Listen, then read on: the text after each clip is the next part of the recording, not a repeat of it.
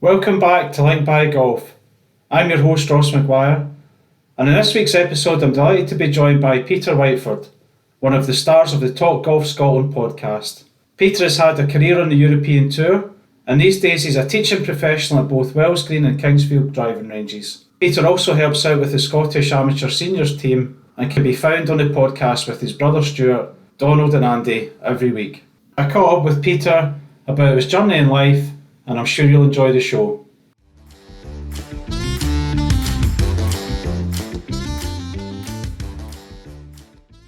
On this week's podcast, I'm delighted to be joined by a fantastic Scottish golfer, Peter Whiteford. Peter, welcome to the show. Thanks for coming on. How you doing? Hi Ross. Yes, no, I'm doing great, thanks. Yeah, just finally getting a couple of days of sunshine out here. So funny little yellow thing in the skies decided to appear, and we're already in April. So yeah, bit long waiting for it, but it's come. Yeah, and even down here in the southeast of England, it's been the same. So don't think you're missing out on anything. It's bad everywhere. And that kicks us off, Peter. So in terms of where you're from, I'd love to know where you're from, where you grew up, and then what got you into golf initially. Yeah, right. So, well, basically, I'm from Kirkcaldy, which is just in Fife, up in Scotland, East Coast. Yeah, look, I played, like, golf's obviously been my life, I suppose, in theory. But when I was younger, I wasn't like massively into the golf. I was more into my rugby. I thought I was going to be a professional rugby player, if I'm honest. Brilliant. But I soon realised that my top speed of like 10 miles an hour wasn't going to cut it. So I kind of played rugby. Was my main sort of thing. The only reason I wanted to go to school was because of rugby. So I played that up until the age of 8, or the end of school, so roughly about the age of 18. But I was obviously still playing golf at that time as well. But I didn't mind playing with the odd stave finger and all the rest. So rugby was like number one, and golf was, although I was probably better at golf, I still preferred the rugby. So I never got my cap for Scotland at the rugby, whereas I was already sort of getting call-ups for the golf. So yeah, but in general, playing when I was younger, there was just, when I was very young, we'd chip about the house and all that. We live in a farm, so you chip over the house and from garden to garden and all that stuff. So we're quite lucky in that respect. And played loads of sort of what you get, like boys opens. Like the club golf when we were young was really good, and I think that's what a lot of the kids miss out on these days. I mean, we must have had, I don't know, like at least 10 guys in the club medals every single week, and it was busy. And then you went down to Scooney, and there was maybe it was 20 guys. It was, and they were all good players. So it was like I think a lot of the times now you see a lot of the boys opens. There's not that many, is there? And that's a shame. So, and then just on the club there, Peter, what club were you starting to get more interested in when you started playing a lot more? Well, I started off at a wee club called Linlinks Ladies, which is a wee 9-hole, where obviously you can imagine it's quite short. So nowadays you would bully it with 2 irons on every green probably, but back then it was a perfect test for in terms of, it was a driver 7-iron into holes and stuff like that. Even when you were sort of 10 years old. So it was a great place to grow up playing. And then once I was old enough and big enough and ugly enough, I moved up to the men's course, Linlinks Men's, and Scooney as well. So so just the older you got, the bigger the golf course you went to. So it was, when you're actually thinking about back then, it was a really good progression we had in those terms. So it was great, and the competition was really good. I have to admit, I think there's been like 3 or 4 pros come out of even Lundy from my era. Right. So we were dead lucky in that respect that we were surrounded by good players, and obviously my brother being probably one of the better ones as well, which was always annoying, but that was life. He was just better. On that competitive side, so what kind of age were you getting more competitive in your play? What kind of time frame was that? I guess by the time I was sort of 14, 15, I kind of knew I was decent at golf, don't get me wrong. And about 14, 15, I started to hit a lot of golf balls, if that makes sense. Taking it a bit more seriously, but again, it was still when the rugby wasn't on, but it was when I started to sort of realise that I was decent. We would travel to the boys' opens, and although I was never the best, you kind of knew one of the best, if that makes sense, without trying to be big-headed about it. I was quite good at a young age, and obviously the short game was there, so it was, you could always compete, really, couldn't you? yeah, I guess I was quite good at a young age, but I wasn't even the best in my house, so I could never get. I was never going to be arrogant. I couldn't even beat my brother. So never mind being the best in the county, I couldn't even get out the household. So yeah, that always kept me grounded. Let's just say. Yeah, and then so I guess you're playing at Lundy and Leven and Scooney, etc. Well, what kind of age did you start playing beyond the sort of club golf and it was more sort of county level and that type of thing? You mentioned boys' homes, but was there any sort of stage where you recognised that you're getting beyond the club golf sort of arena? Yeah, I mean, I guess there are times you get that. I mean, I guess again, round about that age, I started to realise, you're getting picked for the county, the boys' county, that is. Uh-huh. Yep. And then by the time I was 15, I suppose I was already selected for the homes, so the boys' homes.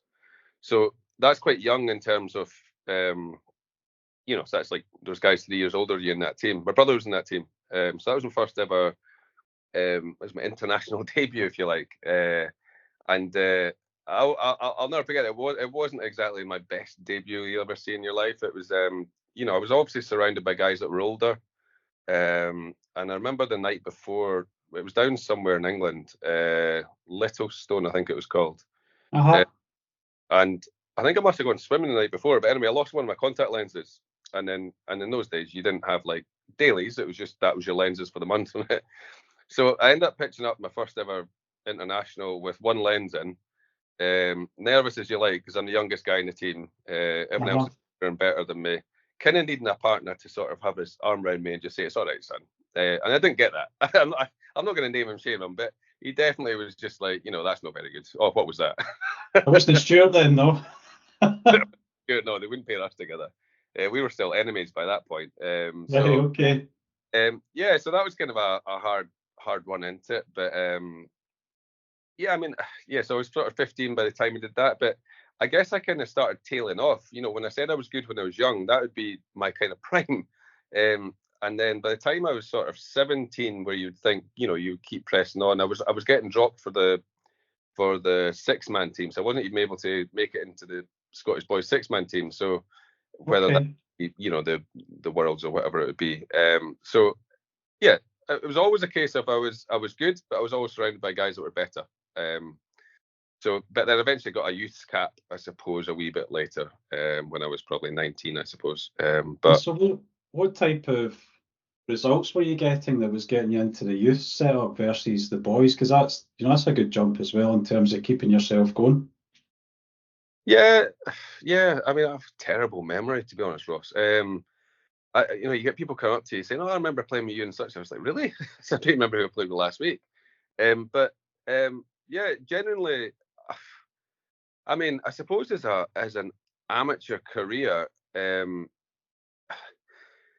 I went off to the States straight after school. So Okay. I went to college in America, out in New Mexico for 2 years. I was only going to go for a year, Right. because I didn't know what to do in my life, and they were giving me a free ride. So I went out there and enjoyed it and stayed for a second year. So then when I came back from that, I kind of had half a year at amateur level, if you like, playing. I think I won the Leaving Gold medal. So I won one of the 72 holers. Um, and then I was just like, I didn't enjoy amateur golf. I, Okay. I never really, I just always felt, you're lying 20th going into the last round. I'm like, yeah, whatever, I'm not going to win this. So I didn't really have that drive. So I remember going up to one of the guys, in the Scottish coaches, and sort of going, I'm thinking about turning pro. What do you think, at one of these sort of camps that we had? And he's Uh-huh. like, no, look, you've got a good game. Probably game's good enough, but your head's pretty immense. And it wasn't a true word said. Like, I mean, I was definitely not that kid that you'd say he's got an old head and young shoulders. Maybe I had some talent, but so yeah, so it's an amateur career. So I guess the gold medal would have got me the youth cap or something like that. But yeah, I was okay, but I was definitely not a world beater. Like I said, I still wasn't even the best of family at this stage, so it didn't make any difference. I was always surrounded by guys that were bigger and better than me, which I suppose is a good thing. And I've thought about this in years gone by. Was that a good thing, or was that you never really gained the arrogance or the belief in yourself? Maybe I didn't really gain the total belief in myself because I was never the best. You know what I mean? Whereas your Mark Warrens and these guys maybe were always the best in their county, and then they're one of the best in the country. I don't know. There's elements of that, or it drives you on to keep wanting to get better. So you'll never know. I guess you say that though, Peter. I mean, you clearly had more than enough talent to turn professional. And was it 2002 that you took that step? Yeah, eventually went on.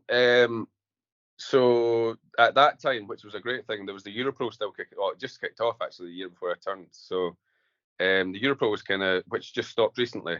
So that was a great tour in terms. It was basically just Britain and then a couple of events over in sort of Spain or something near the end of the year. But so I've travelled down to Europro with guys like it was just a punt. I'm just like, I'm just going to give this pro game a go. With guys like Lauren Kelly, who was probably the first guy that totally impressed me as a golfer. He was a class act. So I used to travel down with him. There was guys like Paul McKechnie and Steve Duncan, Carnoustie guy. There's a few Scots kicking about in the Europro in those days. But I would comfortably say I probably learned more in the first 6 months in the Europro than I did all my amateur career. So it was a big learning curve, but it was a nice one at the same time. And then you talked about getting to build the confidence. So clearly that came because you started winning on the Europro, and I checked back. So it was the Morley Hayes Open you won, and Philip Archer no less was in the field. Who? Sorry. Philip Archer. Yeah. No, I played lots of golf for Phil. Yeah, no, there was a bunch of good players back then. That was the stepping stone to I saw the Europro as a stepping stone to get to Challenge Tour, and then Challenge Tour as a stepping stone to get to the DP Tour. So yeah, there was lots of good players that made it up, and there'd be names that you would know today that I played with back in the Europro days. So you see a lot of guys skipping that almost these days, but back then it was a good stepping stone. And the first year out there, I won Morley Hayes, yeah, but I finished 5th in Ordre Merit, and only 4 got a card. So I probably missed out by a few hundred pathetic euros that mentally destroyed me, because I knew there was a few times that coming down the stretch I didn't really care because I'm lying in 50th. But if I just made that 45th a few weeks in, I might have got my card the first year round. So it's, again, I suppose that's the thing in terms of teaching you lessons in the game.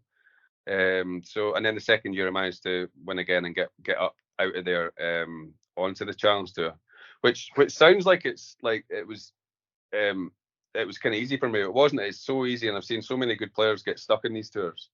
I was just lucky enough to sort of win both times. So, and again, winning bleeds confidence as well, doesn't it? So it was nice to get off that tour. But I did you learnt a lot about dedication, professionalism, and all that stuff that I didn't really feel I learnt much about playing amateur. Yeah, and it's at the end of the day, Peter, it's your livelihood, so it's more important as well, right? Yeah, there was guys treating it more like a job. Yeah.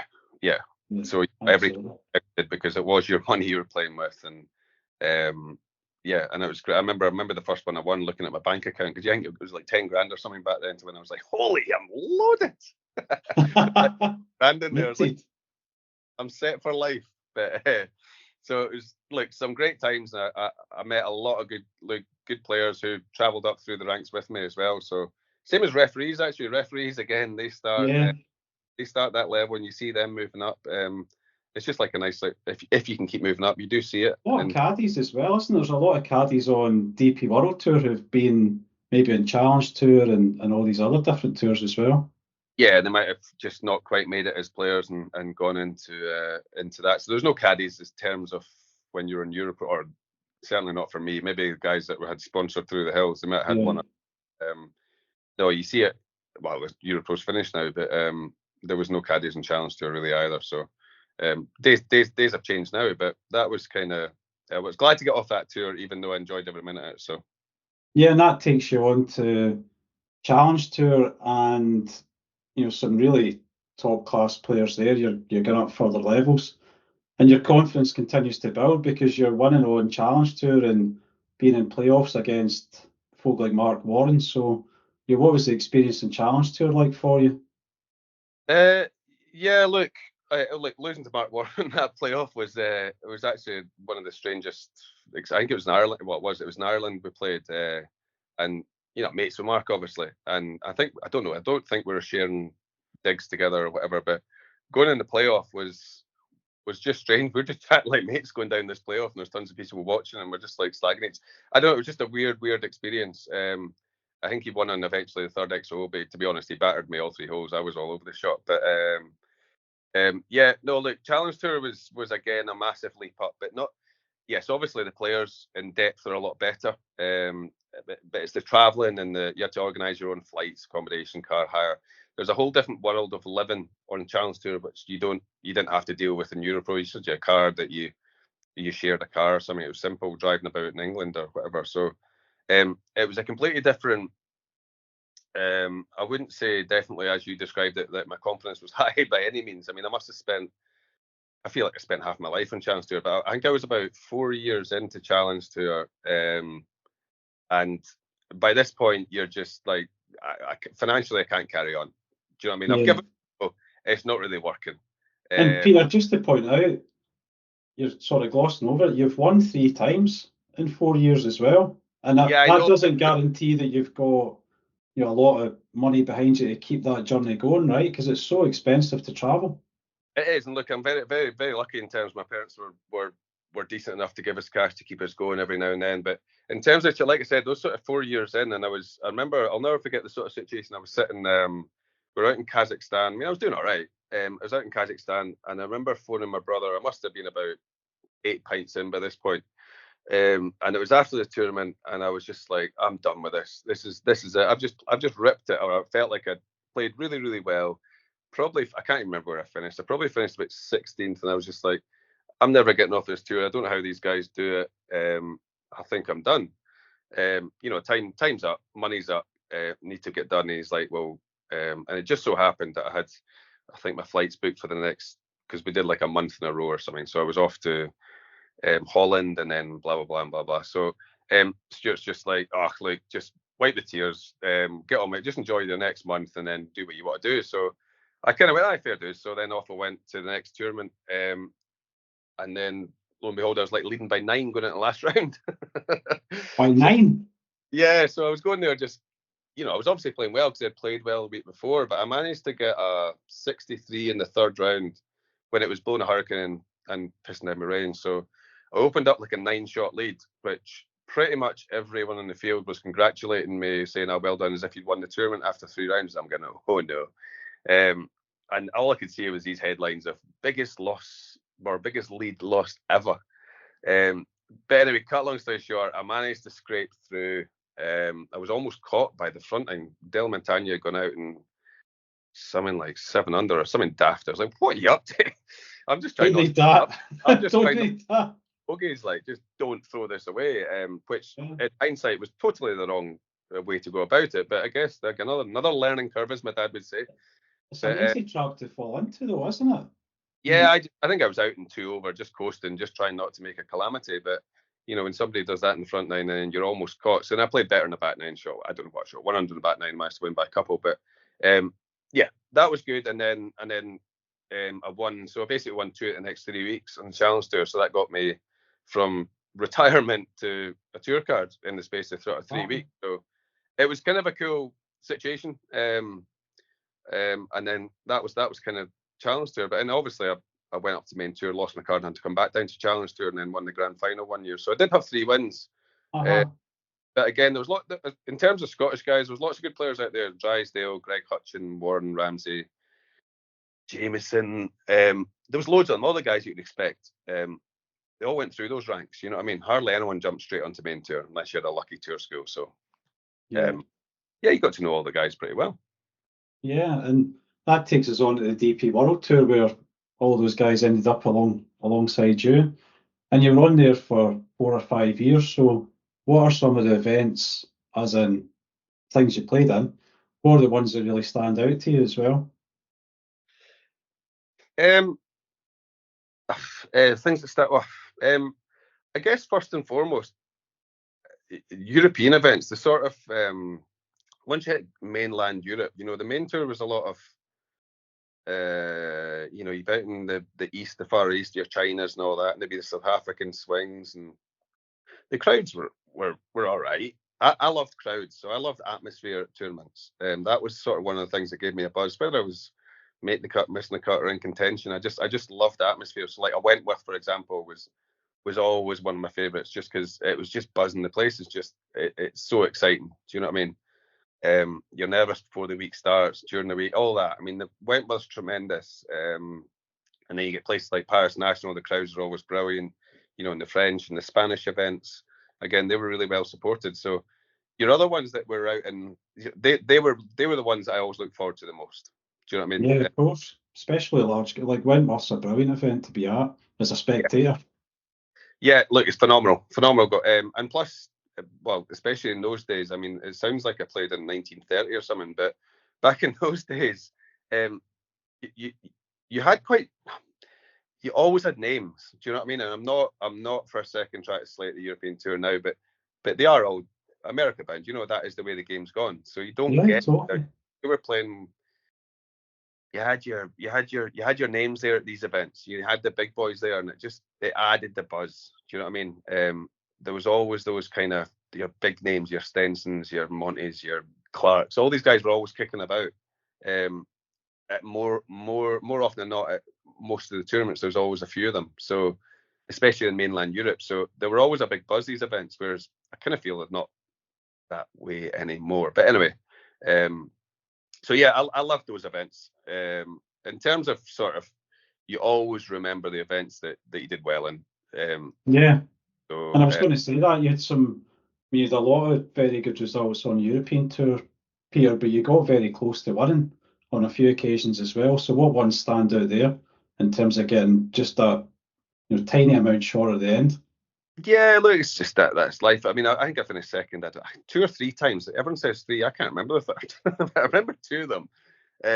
I've no idea. I'm rubbish at looking for stats, so I just black everything. So I remember I finished second to Ustays in 1 year, and I think that was in the Spanish. But I always felt I was in the group ahead of him. I was always two behind. I never really caught him up. He finished two ahead, so I was second, but I was never really like really in the I was chased. I wasn't even. It just kind of started two ahead and finished two ahead. I never, it was a great event, great excitement, all the rest, but never really felt like I pushed or got close to him. If that makes sense. Uh-huh. So that was a nice one, but obviously the one that got away would be the one out in South Korea where I got beaten in the playoff. I should have won that probably in the 72nd hole. In fact, I definitely should have. But Okay. so it's kind of par five. I've hit nervous as you like, but I managed to get drive down the middle, which is not always my forte. And I've only got a 6-iron for the par five, and I aired a wee bit too safe, just to the side of the green, and Right. dipped up and missed the sort of, I don't know what it was, probably a 7 or 8 footer, but and then in the playoff, Rumford made the first eagle of the day, so he managed to win it in the playoff. We managed to make him a birdie in the playoff, but unfortunately he made the eagle. But that was my chance in the 72nd, really, because they'd all finished, so it was just a case of making birdie. Okay. Then there were 6-iron into par five. Yeah, but look, that's fine. I still think the one thing that makes me sleep at night, I still picked the right shot. I missed it on the right side.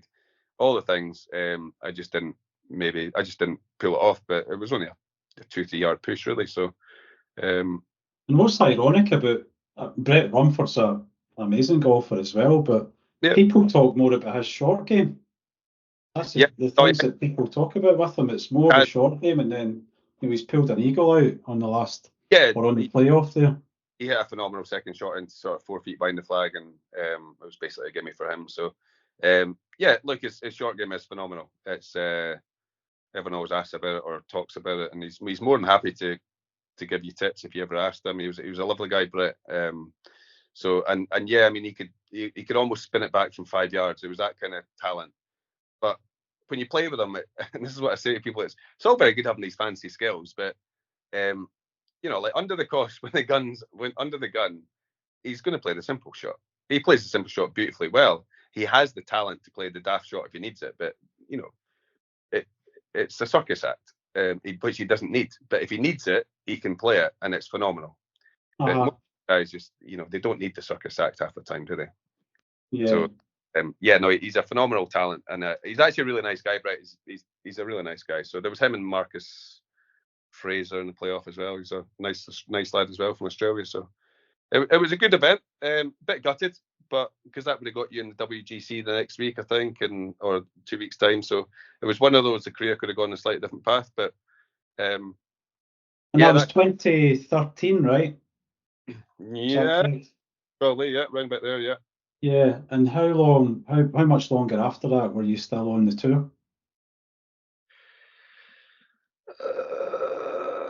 Probably a couple of years, 15, 16, maybe 13, 14, 15. I kind of fizzled out. Started to get my sore hips. I had arthritis in both hips. Although I just thought it was a lack of. I was in the physio every single time doing hip mobility and all this stuff. Never really got them scanned. But yeah, I'm not pleading the little tiny violins. It was playable. It was just sore. It was one of these weird ones where I remember, so I lost my card and I could see it coming. But then I dropped down to Challenge Tour for a year before I totally gave it up. And it was sore walking. It was sore sort of standing over putts and chips. The little things I could stand and hit hundreds of balls like everyone else still. But it's the walking, stopping, and then hit a shot. And it was, I guess the best way to describe it, I don't know if you've ever played the game. I think it was Barkey, when you play golf and you're allowed to shout in the top of your partner's swing once in a round. Yeah. And it would happen more than once, but it would almost feel like we got to the top of the swing and I'd get the big nip in my hip, and I would flinch, and I would whatever do something with the ball, and it wouldn't always happen, but you're just waiting for it. So and then the short game, it was uncomfortable. So it was one of those things. If I had my time over again, I would probably go for the medical, blah blah blah, and there's things to get around it, and possibly could have carried on. But I was just like, nah, I'm done. So yeah, look, I was a decent golfer. I never won a main tour. It's always going to be something you're always going to be, because I won at every level, if you know what I mean. You know, boys, youth, won in college in America a couple of times. I won, Europro Challenge Tour. Never won a main tour. It's always been something that's going to stick with me and feel like it's a failure of a career to a certain extent. And it's interesting, Peter. I mean, I'd listened to you on the podcast that you've got with Stuart and Donald and Andy.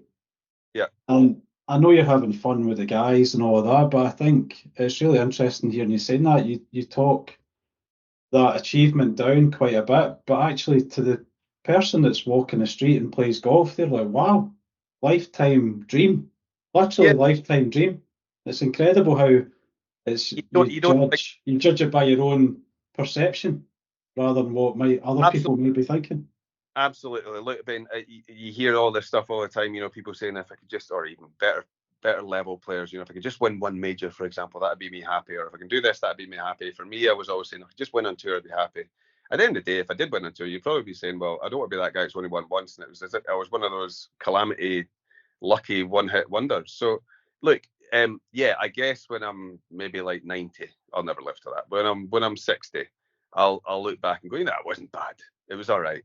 But it's almost a case of, and I remember a guy saying to me back then, you're mentally rubbish. And I was like, shut up. What are you talking about, mentally Very rubbish? supportive of your colleagues. No, I should have listened to these people, but I was too sort of stubborn to listen. And they were bang on. They were trying to give me some good advice. I just wasn't very good at listening to that sort of stuff. Call it a defense mechanism, whatever you want. They were bang on, and now I totally see it now. Coaches have told me this in the past, everything, but I see it all now. It's kind of if I knew then what I know now, and that, I guess that's one of the things that kind of annoys me now. I kind of feel like because I've done my research into the game now, because I'm now teaching and all the rest, it's like I'm not gutted, but I kind of feel like I finally know the game, and I'm no longer playing it. Does that make sense? Yeah, and actually that takes us nicely into 2018. You talked about there, you stopped playing on tour, but you decided to build up your coaching career. So you're starting to talk about some of the things you've learned there, but what's that been like for you? So you've had such a long playing career. You're maybe not thinking that, but it is it's a good stint on tour in terms of Challenge Tour, Europro, DP World. Yeah. So what's the coaching journey been like for you? Well, getting into it, I didn't really know what I was going to do. So I come out of playing. I went and played one Scottish Open. I qualified for kind of 18, but really I wasn't really playing by then. It was just a lucky qualification thing. But I came off playing golf kind of lost, if you know what I mean. So I didn't have any I had no degree. When I went to college in America, I mean, I did like basket weaving. There was no degree in there. So I was safe to say I learned how to do some beer bongs, but that was about it. So like I had a kid. I just had a kid. I'd sort of bought a house. I'd lost my car, and my hips were sore, so I didn't have a clue what to do in my life. And I did a few sort of just the way I've been brought up, you just don't sit in your ass and do nothing. So I did a few sort of like horrific jobs, but I felt they were horrific. So other people do them. I don't mean it in that respect. I just mean like, so there's a couple of delivery jobs I did, and I was like, I remember being in this warehouse, postcode parcels, and putting, KY this side and DL that side for hours, and then there are these big trucks, and then delivering to like, just rubbish jobs. Nothing that was ever going to go anywhere. So I was doing that for a wee while, and then one of my good mates, Cam Lawson, said, "Look, why don't you come and work for me at Linlithgow in the pro shop and be my assistant?" And he was bang on, and I was like, he jokingly said, "Be my assistant. Just come and sit in the shop with me." And he's one of my best mates, and it was brilliant. It got me out of those rubbish jobs, but I tell you what, I despised it. And everyone's saying, do your PGA, get that out your way. And I just couldn't think of anything worse than doing 3 years of PGA. I still stick to my gun and saying I'm glad I didn't do it. But so I went in there 8 months or something, working with my mate in the pro shop. And eventually I was just like, nah, this is, I mean, I'm not the sort of guy to say I was depressed, but because there's too many people putting labels and stuff. But it is a hard thing to come back from when every week you've got some sort of like adrenaline, buzz, nerves, and all that stuff. To then all of a sudden not have anything, almost overnight, it felt like for me. It's quite a hard sort of, you go. Members walking in and complaining about the golf course or whatever can happen. And I don't mean that specifically to that club, but that's your story for any pro. They're not going to hear good news all the time, typically. Yeah, you're sitting there with bleeding hands trying to take out these old studs out of somebody's stinky shoes that have just whipped off. And I'm just like, this just isn't really where my life wanted to be. I was tour years ago. Not to be that arrogant person that where I should be. I mean, I didn't earn enough to sort of sit in my castle. But so eventually I muscled up the courage to sort of say, well, better stay with the devil I know, which is golf, and go into coaching. So it wasn't something that I'd ever planned. I certainly hadn't planned it as a player. I had no interest in the golf swing, I'll be honest. When I was playing, I was just, my coach Donald, I'll just like, tell me what to do. I have no interest. Why? Just make it stop slicing. And now I love it. I actually love the coaching. It gives me the buzz seeing somebody get better or speaking to them. I'm quite keen on the sort of, obviously, short game and performance is the two aspects that I love the most, but I still spend 80% of my life doing golf lessons, normal golf lessons, but just chatting to people about how they think and the psychology of it and all the rest of it. I find it enthralling. So it's good. I love the coaching. So it's come on okay. Yeah, and so you've been doing that now for 6 years. Where do you coach, Peter? I now coach, well, obviously at Wellsgreen, where my brother owns that. So I started working at Wellsgreen probably only the last couple of years, really. And Kingsfield, which is a place just over the road from over the Linlithgow way. Yeah. So I teach at those places. I started at Charlton, and then went to Elmwood for a wee bit. So look, I've been very lucky considering I'm not PGA. Again, it's not always easy to get your foot in the door if you've not got PGA badge. But these places have been great to me in that respect, and now it's not holding me back at all. So again, I'm glad I didn't bother those 3 years, but I might have learned something. Don't get me wrong, you never know unless I've done it. But I'm quite happy to say I didn't do my PGA, and it's not affected me so far. Yeah, and to the point that you work with the Scottish Golf Union, so do you want to talk about some of those experiences? Because I've listened to them on the podcast, but I'd love to hear more about your working with the SGU, the senior team, and there must be other teams, I would imagine, but I'd love to hear a little bit about that as well. Yeah, look, I do a little bit of help with the Fife, or I did do with the Fife teams, and and then I was teaching one or two of the guys that were already playing for the Scottish seniors team, and so they asked me if I would become because the seniors aren't really taken care of like the boys and the youths and the men's and all that. So the seniors are kind of almost forgotten a little bit about in Scottish golf. So they asked me to come and be their performance coach, put a label on it, what you want. So yeah, so I've started working with them the last 2 years, and I love it. I have to admit, when they first asked me, I was like, wait a minute, this is going to be, these old boys that are stuck in their ways, drinking their glasses of wine, and just I'm just doddering about behind them. But no, they're really keen to learn, and they've always, that. And they're old school as well, so you don't have to be snowflakey around them. You can tell them how it is. And who are some of the guys that are in the team at the moment? Who are some of the guys that are there in the seniors team? Clark, Brian Innes, there's you put me on the spot. Derek Payton. We just had the squad meeting last week. We're doing another one next week. Robert Jenkins. There's a lot of them. There's the squad's about 12 strong, I suppose, and then you pick your teams. And I travel with them to the Europeans and the homes and stuff, and it's great. So, the coaching with them is good. I don't know if I'd ever really want to be super involved as a Scottish golf coach, if I'm honest with you. Never say never. But I don't see group coaching as the way forward in golf. It's fine every now and then, but it's such an individual sport. I don't know how it really works. I guess maybe because I would be a receiver of coaching. I'm not going to be doing coaching. I'm not on that level. But I guess as a receiver of coaching, group sessions to me would be good to start on a concept, and that could be working on your breathing, working on your process in the course, and then I'd think, well, okay, I've got the outline of it, but I do need a bit more help for me personally. It could be a short game thing like that as well. So that's what I would think would work, certainly for me. But yeah, absolutely. If you can, I think there are elements where group coaching can help in terms of, even if you just get 10 folk in a room throwing out what they do or their ideas, you can always learn, can't you? It's like a think tank or whatever you call it, normal business jobs. But yeah, you could do all that and you'll learn bits and bobs. And I do think that is quite a cool thing about it. But in terms of the golf swing, I mean, again, I wouldn't work with them in the golf swing because they've all got golf coaches. So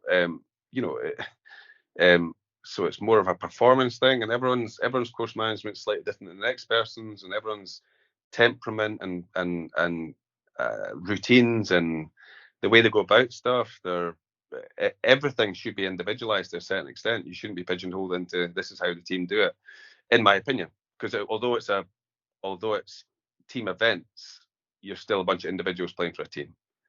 yeah, because one person's, and I'll just sort of make it up, one person's 3-iron off the tee is another person's driver, and they both might be right because their strength is the 3-iron of the driver, and then the shot that follows it. It's not always necessarily true that everybody should follow the same pattern of play, right? That's not always true. Absolutely, and that's just the basics of course management as well. But yeah, there's lots more that goes into it, just in terms of what you do off the course, pre-round, post-round, all that stuff. It shouldn't be sort of all exactly the same. I mean, the game has changed massively over while I've been playing, sort of thing. In terms of loads of things. Like I remember when I first started playing golf, for example, or pro game that is. The guy that won the tournament, he would be carried onto the plane with his trophy because he'd be pretty drunk. And now the guy that wins the tournament gets on the plane stone cold sober with the trophy. His fitness team with him. Yeah, and exactly. He's probably just been to the gym before he gets on the plane. So like the game has changed massively, and the gym's huge, and there's guys. Pretty much everyone's probably doing a workout of some form before they hit balls. Like I start stretching. I stretched for a long time before I went to the range. Now it's stretching and doing a workout practically. So the game's changing. It's always going to. I don't know where it's going to go next, whether it's meditation or what. I mean, I don't know what else they can add in, but it'll be something. There'll be something that I look like a caveman saying that probably. But the game's always evolving. The guys are just as more professional. They're getting more professional every year. Yeah.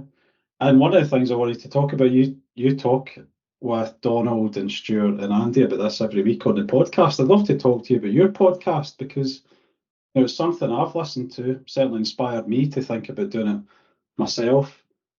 How Yeah. did you start as a group with the podcast, and what are some of the experiences like? I know you're doing some YouTubing with it as well. I'd love to hear about that. Yeah, you say, like Stuart's the boss, right? So my brother, who, just for the record, he's rubbish at golf these days. I said he used to be the best in the family. He's not anymore. He's horrific. But he does everything. So he's like the only guy that's got any technical know-how. Me and Donald struggled to get on YouTube. We don't really know much about anything. So Stuart's the sort of catalyst to it all. It's not much work now, to be honest. I say that because we just rock up and chat, but there's no editing that goes on. I think the first year or so we'd always go back and edit any swear word or edit anything that maybe sound like we're rambling on. Now we're just like, do you know what? People don't mind our ramblings. We're just going to leave it all in, just everything, the ugly and the good. So it started off just as a bit of fun, and it still is, to be honest. Literally, I actually enjoy talking about golf. And it's just opinion based. We're definitely not going to go down that realm of being factually based, because that means we'd have to Google something. That's the theme of the show, right? It's like, we've all prepped. Nobody can say you're wrong when it's an opinion, so it's fine. So that we like to stick it to that, be a bit more sort of grounded in those terms. So it's just a bit of fun, and I love talking about golf, like in terms of, people often, like when you're in the pub or something, and like they'll sort of say, "Oh, stop talking about golf." People hate talking about golf. He's on tour or whatever it is, and I'm like, no, as long as I like it. Do you know what I mean? Unless you're talking rubbish and it's really boring chat, but in general, I love talking about golf, and I love arguing with myself, like doing the podcast. I mean, I change my mind every 3 seconds. I'm very. That's a source of great entertainment in the podcast as well, and the guys like to get into you about it too, don't they? Oh, I could be easily influenced. Well, speaking of influence, so YouTubing, so you guys have taken it beyond podcasting. You're doing video shoots and all kinds of stuff. So how did that come about? Yeah, that was just we decided to video one of our games one day, and Stuart managed to put it together and make it. He edited it. It takes a lot of work editing that. Yeah, it does. If you think about it, there's 4 of us playing golf, 4 mobile phones. It's not done on. There is no budget, so it's just 4 mobile phones all thrown in at Stuart, and he's got to somehow make that into a half-hour interesting movie. Which he's, to be honest, hopefully he doesn't listen to this, and I'll say he's actually very good at that. I can always edit it out, Peter. He's very good at that. So the rest of us, the golf's actually quite hard to play, because as soon as your shot's hit, you're running into your pocket for your mobile so you can get somebody else's shot in. So our golf takes a hit, but it's not about that. It's good fun, a little bit of YouTube. Like I said to you earlier, I mean, all this sort of podcast and these Tour of Scotland things we do, it probably gets me a little bit of business in terms of coaching, keeps you out there, but that was never or it gives a little bit of advertisement to Wellsgreen, but in general, we don't mind doing it. It's not a chore. It's every Tuesday morning we rock up. Stuart's the one that does all the work. Us three, me, Andy, and Donald, we just kind of rock up, and we're told what the topics are, and then we just start blethering. So there's no work. It's easy. So we don't really care. It's great fun. It really is great fun, and I think I'm right in saying you've done 365 podcasts between you, which is pretty phenomenal. Something like that. It's a huge amount. People still listen to the tribe, but it's good. So it's obviously, we get we interview some people sometimes. We're kind of gone quiet in that. COVID time was hard for that, but we managed to get a few guys on there. At the moment, we're just cruising. So it's one of those, but we've never had the real drive to make it something profitable, if that makes sense. Yeah. Because you could, and it's not. I know nothing about this world, but I would imagine there's scope to do that that it's just not what we want to do. We're quite happy with what we're doing, and obviously we'd like to see it grow, keep growing, but it's a bit of fun on the side. Yeah, I certainly enjoy it. I know you get lots of great feedback, so please keep it going. It's brilliant. No, it's good. So, Peter, thanks for taking me through your journey in life. It's been really fantastic getting to know a bit more about you and what you're doing today now, which is which is really, really good. Lastly, any advice for a player? Now you're in a coaching capacity. Any advice for a player coming through now who's about to take on those challenges that you've walked us through? So coming through junior into the next part of their career, and they might not even see it as a career at that point, but what kind of things should they be looking out for just to keep them on track? Are you talking about sort of a good young player that's looking to turn pro? Yeah. Yeah, I mean, once you've made the decision that you're thinking about turning pro, I always think I would have massively. Oh, there's so many routes you can take. I would have massively benefited from a mentor, somebody to talk to. So I didn't really have that. I had guys at my level, but I didn't have like who would that be? But someone like an Andy Coulthard to chat to. Asking the same questions you just asked me. I think that would be sort of a nice thing to have. Definitely, and I'm sure you'd have really good practical advice as well. Yeah, just so there's no, it could be simple questions. Do I need a management company? These sort of questions, rather than, or like what is the best way of doing this, that, and the other. There'd be nothing really in terms. It was just a bit of lifestyle. Because I learned in the hood. In terms of that, you gain a lot of scar tissue. You also get stronger, I suppose, in certain respects. But some of that scar tissue didn't have to be learnt so hardly. I think if I had done things slightly different, everyone's going to say they wish they'd done it slightly different. By no means am I happy with the way my career went, but if I'd gone down a different path, nothing might have been better. So I think that'd be one thing. It's finding the route, isn't it? So I would always sort of say, in the past anyway, would have sort of said, make sure you got someone behind you. So it's not kind of like golf or delivering to bakeries like me. So something behind you, but then I don't know if I fully even agree with myself there. See, I'm arguing with myself already. So I don't know. It depends on the character. Depends on if they're smart enough. If the golf doesn't work, are they smart enough to pick up and carry on life, or are they just going to be? You would need to know the individual. And that's where I think the sort of mentor thing comes in.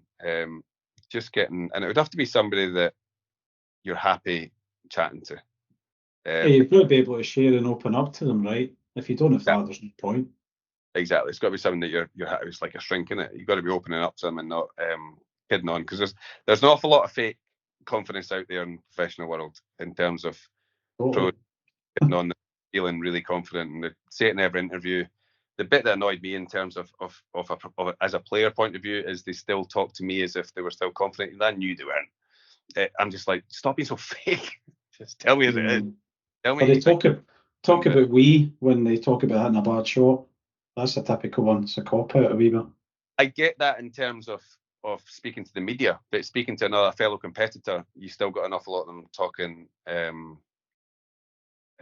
my opinion, kind of just stop talking rubbish. Just tell me really how it is. But then you wouldn't listen to them if that was your mentor. So it's more a case of, I think a mentor is quite a cool idea to help you navigate a few of the sort of pitfalls that you might fall into. Brilliant.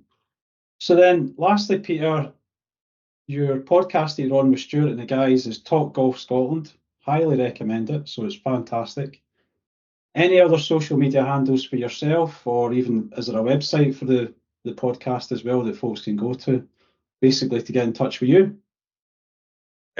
Yes. You can ask me what my handles are, aren't you? I have the idea.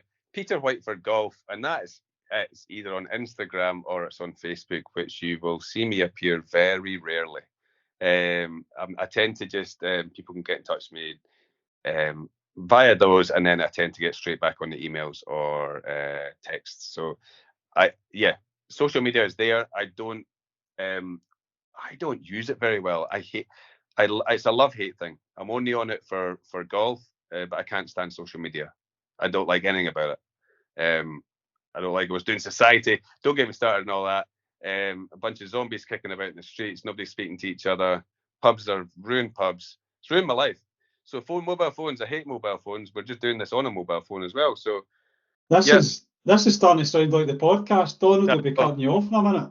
I know, but so you can get me in touch, Instagram and Facebook, and then I'll probably get you straight off that and back onto text.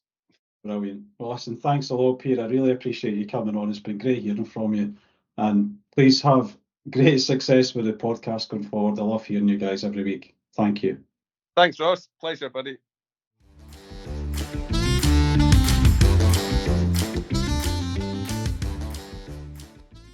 Hope you enjoyed that episode, folks. I really enjoyed catching up with Peter, and I do love listening to their podcast every week, Talk Golf Scotland. I've got more episodes coming up, and in the meantime, please do remember to like, share and subscribe to the podcast. Have a great day, and we'll catch up soon.